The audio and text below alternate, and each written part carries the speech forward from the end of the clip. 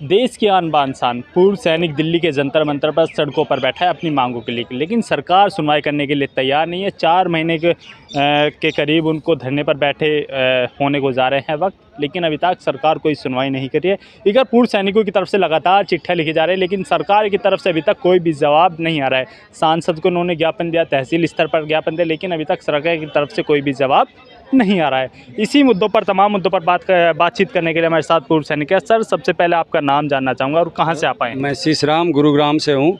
अखिल भारतीय पूर्व सैनिक विकास परिषद का मैं प्रदेश अध्यक्ष हूँ हरियाणा का। और हमारा धरना 20 फरवरी से चल रहा, आज 127वां दिन है। हम बिल्कुल शांतिपूर्ण तरीके से धरना दे रहे हैं, संवैधानिक तरीके से। जो भी हमें प्रशासन से परमिशन मिली उतने लोग ही बैठ रहे हैं, और जब भी ज़रूरत पड़ती है हम लोग जितनी संख्या में चाहिए उतने में आ सकते हैं। परंतु अभी जो परमिशन हमारा रेस्ट्रिक्ट किया गया, जैसे पहलवानों का धरना था उसके बाद से हमें प्रतिबंध लगा दिया गया। अभी 10 से 15 लोगों की परमिशन होती है, और जो टाइमिंग दिया है हम उसको प्रशासन को पूरा कोऑपरेट कर रहे हैं, उसी हिसाब से कर रहे हैं। मेरा सबसे पहला आपसे सवाल यही है, 4 महीने के करीब होने को आ रहे हैं आपको धरने को चलते चलते। चिलचिलाती धूप है, गर्मी भी है, बारिश भी है, लेकिन सरकार सुनवाई नहीं कर रही। आखिर क्या कारण लगता है आपको? हम अनुशासित सैनिक हैं, चाहे पूर्व सैनिक हों चाहे सेना में जो सेना कर रहे हैं वो सब अनुशासित होते हैं, और हम सारे अनुशासन का पालन कर रहे हैं। हमने अपने बिल्कुल तरीके से हमारे जो फेडरेशन ऑफ वेटरन एसोसिएशन से जो भी अनुदेश मिलते हैं उसके अनुसार हम कार्य कर रहे हैं। सबसे पहले हमने 3 अप्रैल को जितने डीएम हैं पूरे भारतवर्ष में सभी को हमने ज्ञापन दिया। राष्ट्रपति महोदय, प्रधानमंत्री जी और रक्षा मंत्री जी के नाम से ज्ञापन दिया। फिर 30 अप्रैल को हमने जितने सांसद हैं राज्यसभा लोकसभा पूरे भारतवर्ष के सबको हमने अपने एरिया में उनको ज्ञापन दिया कि हमारी आवाज़ उठाइए आप, और रक्षा मंत्री जी से, प्रधानमंत्री से और राष्ट्रपति महोदय से बात करके इसका समाधान निकालिए। तो हमें जो बताया गया है कि अभी जो मानसून सत्र शुरू होगा उसमें हमारा मुद्दा उठाया जाएगा। उसके बावजूद हमने फिर 30 मई को फिर प्रशासन को दोबारा से ज्ञापन दिया कि हमारी आवाज़ को फिर पहुंचाइए, अगर सरकार तक नहीं पहुंच रही तो दोबारा प्रयास कीजिए। कौन सी पार्टी आपकी आवाज़ उठाने को जा रही है? पार्टी तो सभी हैं, जो भी सांसद हैं हरियाणा से, जैसे मैंने दीपेंद्र हुड्डा जी को, गुड़गांव से सांसद हैं बीजेपी से, उनको दिया लोकसभा के। राज्यसभा के सांसद हैं भूपेंद्र हुड्डा जी, उनको भी ज्ञापन दिया है। दीपेंद्र हुड्डा जी, उनको ज्ञापन दिया है। और हमारी सुशील गुप्ता जी, आप पार्टी से जो राज्यसभा सांसद, उनसे भी बातचीत हुई है। उनने आश्वस्त किया है कि हम जो भी मानसून सत्र में आपकी आवाज़ उठाएंगे जरूर। आपकी बातचीत हुई है, उन्होंने आश्वासन दिया आपकी? मतलब हाँ, वो बोले कि अभी तो सेशन होगा तभी हम मुद्दा उठा सकते हैं, उससे पहले तो हम आपको सहयोग दे सकते हैं। हम किसी पार्टी से यहाँ पे सहयोग नहीं ले रहे हैं, हम बिल्कुल लोकतांत्रिक तरीके से आगे बढ़ रहे हैं। भाई, आप जो भी आपकी सांसद है या जो भी उचित माध्यम है उसके ज़रिए आप वहाँ पे मुद्दा उठाइए। यहाँ पे हम किसी भी पार्टी से हम समर्थन नहीं ले रहे हैं, नहीं हम की पार्टी से जुड़ रहे हैं। लेकिन सर, आखिर क्या समस्या, समर्थन लेने में क्या बुराई है? समर्थन देखो, हम सैनिक हैं, हम देश से जुड़े हुए हैं। जो भी देश के लिए अच्छा कर रहा है हम उस पार्टी या उस नेता से जुड़े हैं, किसी पर्टिकुलर पार्टी से हम बंध नहीं सकते। क्योंकि रक्षा में, सेना में हमारा आज जो प्रधानमंत्री वो हमारे लिए सम्मानित है, रक्षा मंत्री हैं वो सम्मानित हैं, राष्ट्रपति सम्मानित है। कल किसी और पार्टी का आएगा तो हम डिफेंस पर्सनल हम सबको रेस्पेक्ट से देखते हैं। जो भी देश का लोकतांत्रिक तरीके से चुन के जो सरकार आती है वो हमारे लिए सर्वमान्य होती है। आपको लगता है बिना राजनीतिक मंच से आपकी ये मांगे हैं, जो तमाम मांगे, ये पूरी होंगी? देखो, हम लोग 127 दिन हो गए, 4 महीने से ज़्यादा हो चुके हैं, और शांतिपूर्ण ढंग से कर रहे हैं। हम बिल्कुल शांति प्रिय हैं, अनुशासित हैं, और हमें उम्मीद है अगर सरकार तक हमारी आवाज़ पहुंच रही है, जो भी मीडिया के माध्यम से और हमारे जो ज्ञापन दिए उनके माध्यम से, और हमें उम्मीद है सरकार जो सत्र आएगा इसमें ज़रूर कोई इनको इसके ऊपर फैसला लेंगे। और प्रधानमंत्री जी से हमारी पूरी उम्मीद है, क्योंकि वो सैनिकों का मनोबल बढ़ाते हैं, और अपने जहाँ भी जन्मदिन मनाना हो, चाहे वो होली हो, दीपावली हो, जो भी त्यौहार हो, वो अपने जवानों के साथ मनाते हैं। तो उम्मीद है कि उन तक जो हमारी बात पहुँचेगी तो उसका समाधान जरूर निकलेगा। सर, पर्सन यही है, सवाल यही उठता है, वो त्यौहार मनाते हैं, जन्मदिन मनाते हैं सैनिकों के बीच जाकर। आज सैनिक उन्हीं के, मैं तो कह रहा हूँ, क्षेत्र में बैठे हुए हैं, तो आज वो सैनिकों के मुद्दों की बात, सैनिकों की जो आवाज़ है वो क्यों बुलंद नहीं कर रहे हैं? क्यों उनकी सुनवाई नहीं कर रहे हैं? तो उचित है कि अभी पार्लियामेंट सेशन में उठेगा, और 18 से सेशन शायद शुरू हो रहा है। अगर उसमें नहीं मुद्दे उठे तो हम 23 तारीख को फिर जो भी हमारे अनुदेश मिलेंगे हमारे राष्ट्रीय अध्यक्ष जो सूबेदार राठौर जी से, तो उसके हिसाब से हम जितनी भी संख्या हम चाहिए देश भर से लोग जुड़ेंगे और अपना आवाज़ उठाएंगे, सरकार पे दबाव बनाएंगे इस बारे में। ठीक, आगे बात करते हैं। सर क्या नाम है आपका? मैं सत्यनारायण यादव है, मैं भी गुड़गांव से आया हुआ हूँ। गुड़गांव से आप आए हैं। सर जिस तरीके से 4 महीने आपको बीत गए हैं धरने पर बैठे बैठे, पूर्व सैनिक आपको देश की धरोहर कहा जाता है, बहुत सम्मान है आपके लिए लोगों में, ये देश का दुर्भाग्य नहीं? नहीं, दुर्भाग्य तो कह सकते हो। जब देश की सेना रोड पे बैठती है आके, जब देश की सेना जंतर मंतर पे धरना देती है, पूर्व सैनिक यहाँ पे आके इकट्ठे होते हैं, तो इसे दुर्भाग्य तो कह ही सकते हैं। ऐसा नहीं है कि दुर्भाग्य नहीं है, इसमें कुछ खामियां हैं। हम कुछ गलत नहीं मांग रहे हैं, जो करेक्शन चाहिए हमें केवल। वो करेक्शन करने के लिए अब कितना टाइम लेंगे ये तो हो नहीं सकता कि नहीं होगा, क्योंकि फौजी हैं। फौजी का मतलब एक ही होता है, target, to hit the target. हम यहाँ पे केवल हिट द टारगेट के लिए हैं, कंप्रोमाइज़ तो होगा नहीं। तो इसमें आपको लगता है जो भी आपकी मांगे हैं, तमाम मांगे हैं, 4 महीने का समय बीत गया है, इसमें कोई ना कोई आपकी मांगों के बीच एक रोड़ा बन रहा है, कोई रोड़ा अटका रहा है?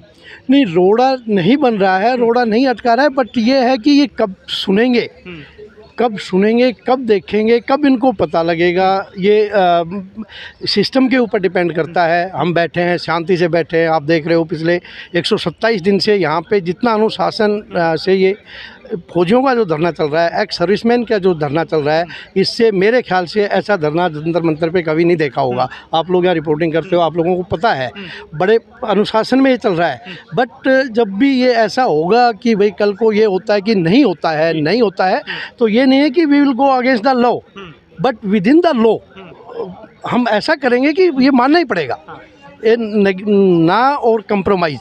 ये फौजी ने कभी सीखा ही नहीं है, ट्रेनिंग सेंटर से नहीं सीखा है। We cannot go for compromise. हमारा एक ही चीज़ है कि we will take the ORP लेंगे। जो विसंगतियाँ है इसमें वो ठीक होंगी। कब होंगी, it depends on the time and situation. सरकार ठीक करेगी? बिल्कुल नहीं, हमें ये नहीं लगता है सरकार ठीक करेगी। वी आर कॉन्फिडेंट कि हम करवाएंगे। हमें सरकार करेगी या नहीं करेगी, वी विल नॉट से कि भाई सरकार करेगी, कौन सरकार करेगी, बट हमें अपने ऊपर विश्वास है कि हम इन विसंगतियों को ठीक कराएंगे। चलिए, आप बहुत अच्छी बात कर रहे हैं, कराएंगे। आप ये बता दीजिए, 2024 में चुनाव आगामी हैं, आने वाले हैं, होने जा रहे हैं। 2024 के चुनाव से पहले करा लेंगे या प्रधानमंत्री बदलेंगे जब आप, या उसके बाद कराएंगे? नहीं, 2024 के चुनाव तो बहुत दूर है, उससे पहले ही हो जाएगा। ये हमें विश्वास है कि 2024 से पहले कंफर्म हो जाएगा। ये जो विसंगतियां हैं, ये नहीं कि हमें कोई हक मांग रहे हैं, हम कुछ चीज़ मांग रहे हैं। आपने कुछ ड्राफ्ट किया, कुछ बन गया, उसमें कुछ गलत लिखा गया, कुछ क्लरिकल मिस्टेक है या किसी के दिमाग के ऊपर जो है कहीं कुछ नोइंगली कुछ गलत हुआ है, उसको करेक्शन करना है केवल। इसमें कोई बहुत बड़ी मांग नहीं है कि हमें भाई बंगला चाहिए। हम देश के लिए लड़के आए हैं, कारगिल की लड़ाई लड़ी है, भुज में लोगों को भूकंप के टाइम में, श्रीनगर में जब 2-4 साल पहले जब आया था सैलाब, उसको निकालने में जो फौजी जो काम करते हैं, वो अपना वो एक हक मांग रहे हैं, जिसके लिए वो मतलब लेंगे। उसमें ये सोचना कि यार सरकार करेगी या कोई तंत्र करेगा या कौन सी पार्टी करेगी, उस पर डिपेंड नहीं है।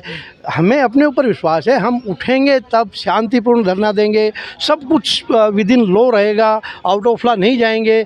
बट ये ज़रूर है कि आज 50 है, कल 5000 के इधर उधर बैठेंगे।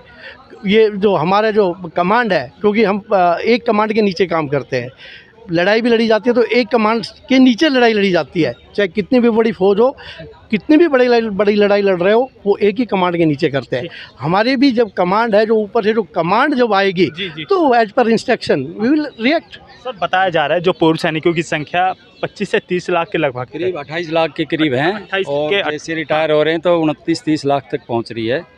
और हर एक बंदे के परिवार में 4 से 5 वोट हैं, और एक परिवार के साथ 10 परिवार और जुड़े होते हैं। तो ये करोड़ों में वोट संख्या है। हर एक पार्टी को, हर एक सरकार को ये सोचना पड़ेगा। अगर सैनिक नाराज़गी रहेगी तो सरकार को इसका प्रभाव जरूर पड़ेगा, जो भी वोटों में। अच्छा, मेरा सवाल ये है, 2024 में जो चुनाव आगामी हैं, इसमें ये OROP, डिसेबिलिटी पेंशन, ये मुद्दा बनेगा क्या? जी पक्का बनेगा। उससे पहले जो स्टेट्स में इलेक्शन है, उसमें भी मुद्दा उठाया जाएगा। और हमारे पूर्व सैनिक, जिस भी स्टेट में इलेक्शन होगा, हमारे पूर्व सैनिक वहाँ जाकर और इस मुद्दे को उठाएंगे। जो भी नेता आएगा उससे पूछा जाएगा कि आपने हमारे हक के लिए लड़ाई क्यों नहीं लड़ी, अगर नहीं लड़ते हैं तो। क्योंकि अभी पार्लियामेंट सेशन में उम्मीद है उठाएंगे। हर एक सांसद को हमने दिया है, कोई ये नहीं कह सकता हमें नहीं मिला, हमारे पास एक्नॉलेजमेंट है, उसकी रिसिप्ट है, आपको हमने ज्ञापन दिया है। अगर वो नहीं करता तो हमारे क्षेत्र में आएगा तो हमसे सवाल जरूर करेंगे। अच्छा सर, सेना की तरफ से एक लेटर जारी हुआ है कि उसमें कह रहे हैं जो जंतर मंतर पे धरना चल रहा है पूर्व सैनिकों का, वो देश की मतलब सैनिकों की सुरक्षा के लिए ठीक नहीं है, वो ख़त्म कर दिया जाए। अगर ख़त्म नहीं करते तो हम कार्रवाई करेंगे, उससे कितना नहीं, सहमत? कार्रवाई करेंगे। हमने कोई भी यहाँ उपद्रव नहीं किया, कोई कानून नहीं तोड़ा है, शांतिपूर्ण तरीके से कर रहे हैं, अनुशासित कर रहे हैं। जितना हमें परमिशन दिया जा रहा है उतना कर रहे हैं। जिस दिन गवर्नमेंट परमिशन नहीं देगी तो फिर हम अपना अलग विचारधारा बनाएंगे कुछ। क्या विचारधारा रहेगी उसमें है उसका? कि जो इलेक्शन के लिए आएंगे, जिस भी स्टेट में अभी इलेक्शन होने, राजस्थान है, जहाँ भी हैं, वहाँ पे जो सांसद आएगा और जो वोट मांगेगा अपने एमएलए के लिए, तब उस सांसद को भी हम बोलेंगे, एमएलए को बोलेंगे भाई हमारी आवाज़ नहीं उठी है, अपने सांसद को बोलिए। जो भी पार्टी का प्रतिनिधि आएगा हम उसको कहेंगे भाई हम सैनिकों नहीं करोगे तो आपको उसकी नाराज़गी तो भुगतनी अच्छा, पड़ेगी। मोदी सरकार की आपसे इतनी नाराज़गी क्यों है जो आपकी बात सुनने के लिए तैयार नहीं है? मोदी जी से बिल्कुल नाराज़गी नहीं है, रक्षा मंत्री से भी नहीं है। जो भी कमेटी बनती है या पे कमीशन या आरोपी के लिए कमेटी बनती है, उसमें जो भी रिप्रेजेंटेटिव है उनकी कुछ कैलकुलेशन में ये दिक्कतें आई हैं, क्योंकि इसके लिए फंड अलोकेट हुआ था 28,000 करोड़ सालाना, और उसमें से सिर्फ अभी 22,000 करोड़ यूज हुआ, 6,000 करोड़ सरप्लस है जहाँ तक मुझे जानकारी मिली है सूत्रों से। तो वो इसीलिए कि जो कैलकुलेशन में गलतियाँ की हैं, जो उसकी वजह से हुआ है, क्योंकि जो भी हमारी है 12 से 14% बढ़ी है, कोई 18% बढ़ी है, और हमारे जो ऑनरी रैंक है उनकी तो कम होगी, बेसिक 300 से 600 रुपये घट गई है, ऑनरी लेफ्टिनेंट, ऑनरी कैप्टन उनकी, जबकि अधिकारियों का ज़्यादातर 38-36%, 39% तक बढ़ी है। तो ये भेदभाव है, उसको थोड़ा हम कोशिश करेंगे दूर किया जाए। अंतिम सवाल मैं आपसे लूँगा, अगर 24 से पहले आपकी मांगें नहीं होती हैं पूरी, तो 2024 में मोदी सरकार को या बीजेपी सरकार को इसका खामियाजा भुगतना पड़ सकता है? ज़रूर प्रभाव ज़रूर पड़ेगा इसका। अगर इतने 28 लाख सैनिक हैं, उसके साथ 4-4 वोट हैं, करीब 1.25 करोड़ वोट हो गए, और एक के साथ 10 परिवार जुड़े हैं, इतना प्रभाव होता है, तो 10 से 12 करोड़ वोटर हो जाते हैं और वो प्रभावित कर सकते हैं। तो सरकार को हमारी ये मांग ज़रूर सुननी चाहिए, और वही सरकार के हित में और सैनिकों के हित में रहेगा। ठीक, धन्यवाद हमसे बातचीत करने के। देखिए हमारे साथ ये थे पूर्व सैनिक जो दिल्ली के जंतर मंतर पर, ये धरना स्थल मैं आपको दिखा दूँ, इस तरीके से यहाँ पर धरना चल रहा है। 15 से 20 यहाँ पर लोग आते हैं, वो धरना देकर चले जाते हैं, क्योंकि इनके जो परमिशन मिल रही है वो इतनी ही मिली है। और साफ तौर पर पूर्व सैनिक की तरफ से कहा गया है, अगर 2024 में जो चुनाव होने जा रहे हैं, सरकार उससे पहले हमारी मांगें पूरी नहीं करती है तो उसका खामियाजा उसमें भुगतना पड़ सकता है। इसी तरह की तमाम खबरें देखने के लिए प्राइम समाचार को लाइक करें, शेयर करें, सब्सक्राइब करें।